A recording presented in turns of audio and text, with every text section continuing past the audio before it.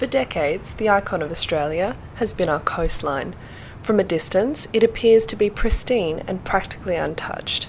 However, beneath the surface, our marine ecosystems are being pushed to their absolute limits.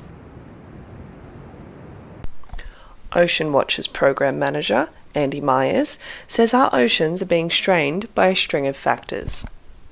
In Australia, being a very dry country, we have a tendency to live near the coast. 85% of our population live within 50 kilometres of the coast. And all the impacts that kind of come with that do put pressure on our marine environment. Estuaries are critical to the life cycle of many of our commercial fish species. About 70% of all our commercial fish species rely on estuaries at some point in their life. In the last 30 to 40 years, we've lost about 85% of our seagrass habitats in estuaries. We've lost about 75% of our salt marsh habitats, and it's from the pressure that we're putting on those habitats just by living in those areas where we all want to live. Each year, Australia produces over 240,000 tonnes of seafood, with only 30% of this total coming from planned and farmed aquaculture. Just north of Newcastle lies Nickarina's Tailor-Made Fish Farms. It is just one of New South Wales' few self-contained and sustainable fish production systems.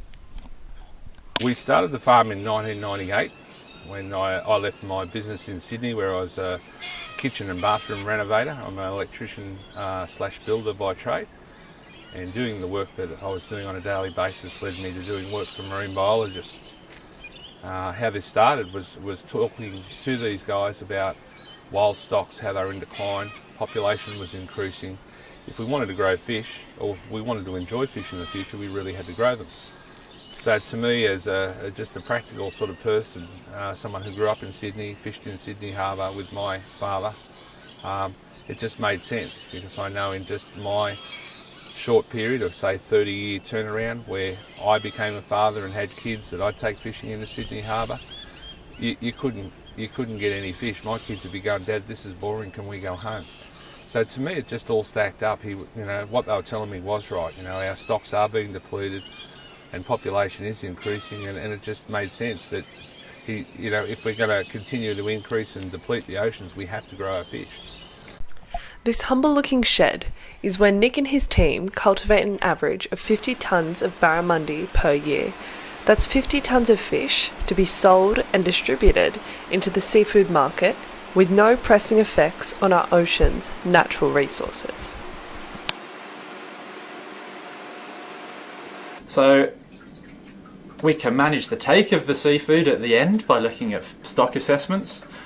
What's far greater and is often not talked about in seafood sustainability debates is what's being done to increase production of seafood. So yes, they are being strained, but it's not from the take of seafood, it's from the other side of things on production. Nick says that whilst opportunity for aquaculture is on the rise, Australian fish farmers are struggling against global competitors. Today, none of that, we don't manufacture anything. And farmers, the pressure that's on farmers that produce seafood is really high because of the imported products. Most people don't realise that we import 70% of our barramundi from Asia, from places like Taiwan, Thailand, Vietnam, is where 70% of our barramundi is coming from. So we could produce that at home of a better quality, ensured that there's no drugs and chemicals and things like that, grown in cleaner waters. But the Australian product is always struggling against the imported product. Australia has one of the largest fishing exclusion zones globally, stretching 200 nautical miles from the edge of our coast. Yet in 2009, out of the 101 fisheries stocks assessed, only 59 were classified as not overfished. Local fisherman of over 35 years, John Husband, says fishing in our oceans is not what it once was. Yeah, well, I'm a recreational fisherman from 35, 40 years experience.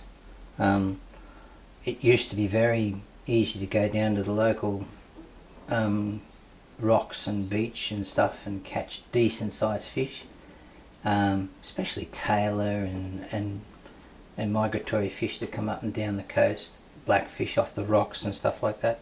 They're still there, but I've noticed that in the metropolitan area, anywhere off land-based fishing is very difficult, very hard.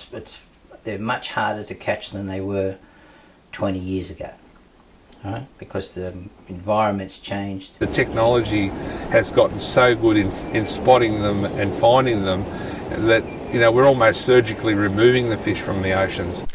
Our population is predicted to hit between 36 and 48 million in the next 50 years. At this rate, it looks like we will be seeing a greater dependency on the aquaculture industry should we wish to keep our oceans intact. Amy Carragher reporting, UTS News.